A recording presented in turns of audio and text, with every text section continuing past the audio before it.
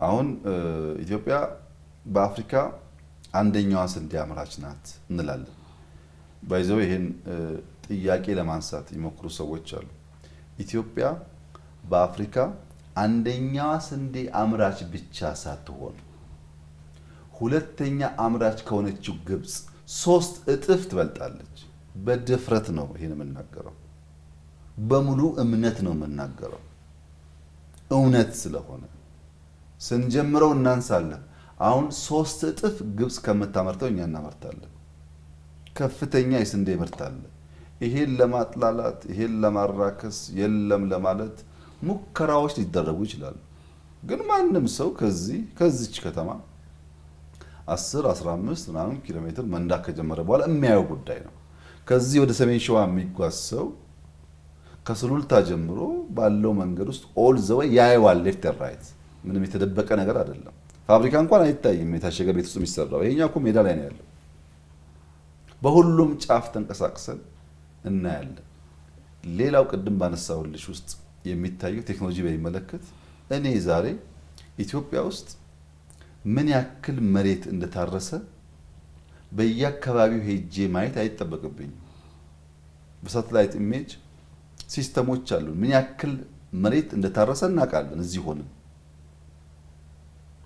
በዚያ መሬት ውስጥ ምን ያክል ሃርቨስት ሊገኝ እንደሚችል እንገምታለን። በሚያንሰው በሱፐርቪዥን በዳታ ይጨመራል። ቴክኖሎጂ እኮ አለ ዛሬ፣ ችግር የለውም። ኢትዮጵያ በአፍሪካ አንደኛዋ ስንዴ አምራች የሆነችበት ምክንያት ቆላን መጠቀም በመጀመራችን ነው። ለምሳሌ አንዱ የሚነሳው ኢትዮጵያ ስንዴ የምታመርት ከሆነ ለምን የዳቦ ዋጋ አልቀነሰም? ለምን ስንዴ ወደ ሀገር ውስጥ ይገባል? የሚሉ አንዳንዱ ጀኒን ከሆነ እሳቤ የሚሰጥ ጥያቄ አለ። አንዳንዱ ደግሞ ያው የተሸፈነ አጀንዳ ያለው ጥያቄ አለ። እኔ ኢትዮጵያ ስንዴ እያመረተች መሆኑን የማውቅበት አንድ ማስረጃ አለኝ። እኔ እንደ ሰው ቢሮ በገባው አመት በ2 አመት 3 አመት ድረስ በየአመቱ ስንዴ ኢትዮጵያ ውስጥ ለሚጎል 800 900 1 ቢሊዮን ዶላር አውጥተን ካልገዛን በስተቀር ምግብ አገር ውስጥ ያለው አይበቃም የሚል ጥያቄ ቀርቦልኝ ነበር። እኔ ግራ ቢያጋባኝም ጉዳዩ እፈርም ነበር ያ ጉዳይ እንዲፈጸም። ባለፉት 2-3 አመታት ግን 1 ብር አውጥቼ አላውቅም ለስንዴ። ከውጭ ስንዴ እንዲገባ 1 ብር አውጥቼ ገዝቼ አላውቅም 2-3 አመታት። ለዚያ ነው ደረቴን ነፍቄ ተመርቷል እንምለው። ሄጄ ስለማየው ብቻ አይደለም፣ ገንዘብ ስለማላወጣበት። ለምሳሌ ማዳበሪያ እስካሁን እናስገባለን፣ አላመረትንም። እስካሁን ብር ይጠየቃል። ስንዴ ግን ብር አይጠየቅም። ታዲያ አንተ ባትገዛም እኮ ስንዴ ሀገር ውስጥ ይገባል። ገባ ሲባል ዜና እንሰማለን የሚሉ ሰዎች ካሉ አዎ ሊገባ ይችላል። ኢትዮጵያ ከ1 ሚሊዮን በላይ ስደተኛ የተሸከመች ሀገር ናት። ኤክስ ዋይ የሚባል ሀገር ተነስቶ ለኢትዮጵያ ይሄን ያክል ቢሊዮን ረዳው፣ ለእኔ እኮ እንደሚረዳው ስንዴ ጭኖ መጥቶ ለነዛ ስደተኛ የሰጠውን ጭምር እኮ ኢትዮጵያ የሚለው። እነዛን ስደተኞች ዓለም መቀለብ አለበት። የኔ የግል ችግር አይደለም። ከተለያየ ሀገር የመጡ ናቸው። በክብር አስቀምጫለሁ፣ እያስተማርኳቸው ነው። እነሱን ለመቀለብ የምሰጥህ ስንዴ ነው ካለኝ በኋላ ይሄን ያክል ስንዴ ሰጠው አይደለም፣ ይሄን ያክል ቢሊዮን ረዳው ነው የሚለው። እየረዳም የራሱን ስንዴ እየላከም አትላክ ልለው አልችልም። ለኔ ብቻ የሚደረግ ጉዳይ አይደለም። እኔ ማልረዳም ማለት አይደለም፣ ግን ዋናው ሰው እንዲገባው ነው። ለምን ፐርፐዝ ላይ ይመጣ። ኢትዮጵያ በአፍሪካ አንደኛ ስንዴ አምራች ከሆነች ለምን ታዲያ ስንዴ እንዲገባ ፈቀደች? ለምን ታዲያ ስንዴ ተሸመተ ከውጭ ለሚለው ሰው ደግሞ ኢትዮጵያ በአፍሪካ አንደኛ የሆነ አየር መንገድ አላት። በአፍሪካ አንደኛ ብቻ ሳይሆን ከሁለተኛው በብዙ እጥፍ የራቀ አየር መንገድ አላት። ግን ተርኪሽ ኤርዌይ ኢትዮጵያ ይገባል፣ ኤሚሬትስ ይመጣል፣ የካታር ኤርዌይ ይመጣል። አንደኛ አየር መንገድ ስላለ ለምን ነው የአየር መንገደኛ ጋር ይመጣው? ለምን አይከለከልም? የኛ ደግሞ ይቀር። ቡና እንውሰድ። እኛ ቡና አንደኛ አምራች ነን፣ ቢሊየን ሸጥን እያልኩሽ ነው። ቡና ኢምፖርት እናደርጋለን እኮ ለማሽን ለምናምን ትናንሽ የሚታሸጉ ምናምን ብሎ ቡና መርጦ ሰው እኮ ኢምፖርት ያደርጋል። ኢትዮጵያ ውስጥ ፕሪፈረንስ ነው። ይሄን አሁን ያለው የገበያ ስርዓት መከልከል አይፈቅድልንም። ለምሳሌ አሜሪካ በመኪና ምርት በተለይ በኢቪስ ይሄ ኤሌክትሪክ መኪና በሚባለው ቴስላ የሚባለው የምታመርት ሀገር ናት። በጣም ሰፋፊ መኪና ፋብሪካዎች አሏት። ግን ከአውሮፓም ከቻይናም መኪና ምርት ይገባባታል። ለዚህ እኮ ነው አሁን ፕሬዚዳንት ትራምፕ ከውጭ የሚገባው መኪና ይሄን ያክል ፐርሰንት ታሪፍ የሚሉት እኮ ለዛ ነው። መኪና አላቸው። ሌላው ቀርቶ ኤሌክትሪክ መኪና ቴስላን በዚያ ልክ እያመረተ ቻይና የሚመረት ኤሌክትሪክ መኪና አሜሪካ ይገባል።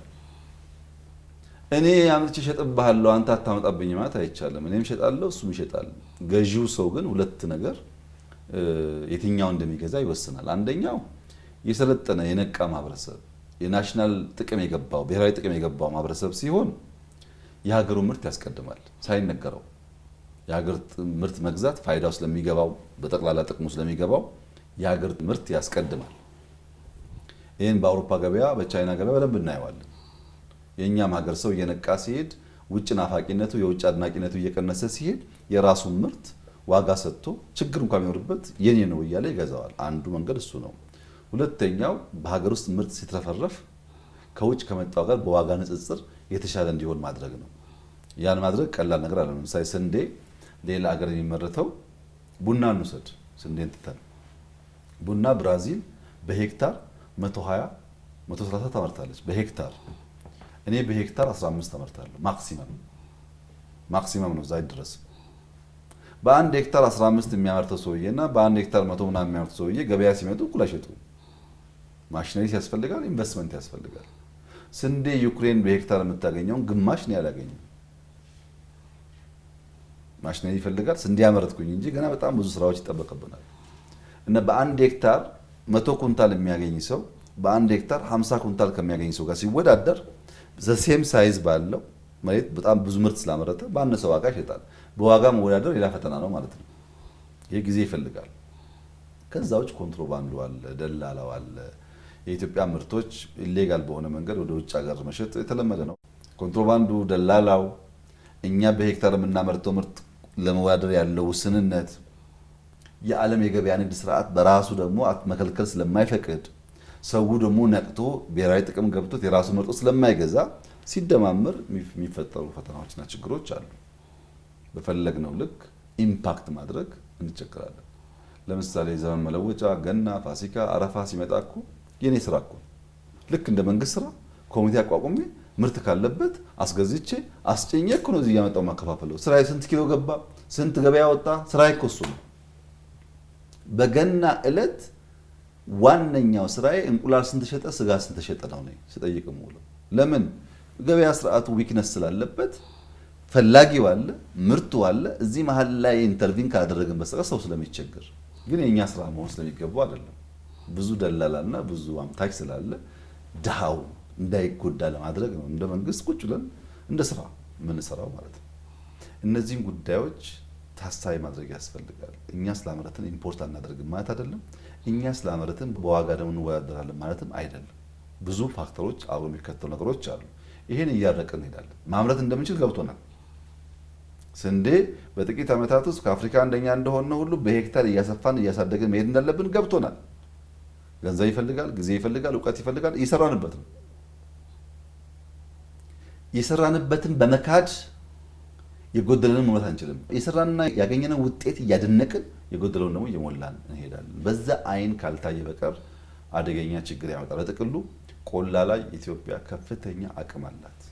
የከርሰ ምድር ውሃው፣ የሰርፌስ ውሃው፣ በዝናብ የሚገኘው ውሃ ከፍተኛ መሆኑ፣ ያልታረሰ መሬት መሆኑ፣ ማዳበሪያ ያልነካው አፈር መሆኑ ተደማምሮ ምርታማነት የሚያሳድግ ስለሆነ ቆላ ላይ አሁን ከሰራነው በላይ አበክረን መስራት ይኖርብናል። ቆላ ላይ ስንሰራ ግን መሬቱ ላይ ብቻ አይደለም፣ ሰውንም ጭምር የሀገር ባለቤት መሆን አምነን እንደ ብልጽግና አቅፈን ነው። አንተ አጋርነህ መሬት ግን የኛ ነው ማለት አንችልም። እሱም ባለቤት ነው፣ መሬቱም የኛ ነው። በጋራ ስንለማ የምናስበውን ውጤት ልናመጣ እንችላልና ኢንክሉሲቭ ነን። ተደማሪ ኃይል እናበዛለን፣ መደመርን እናስባለን ስን መሬትም ውሃም ሰውም ጭንቅላትም ሀብትም ነው የሚደመረው። በዚህ አግባብ ነው ቆላ ላይ ትኩረት ሰጥተን እየሰራን ያለው። ውጤቱም በዛ ልክ እየመጣ ነው ያለው።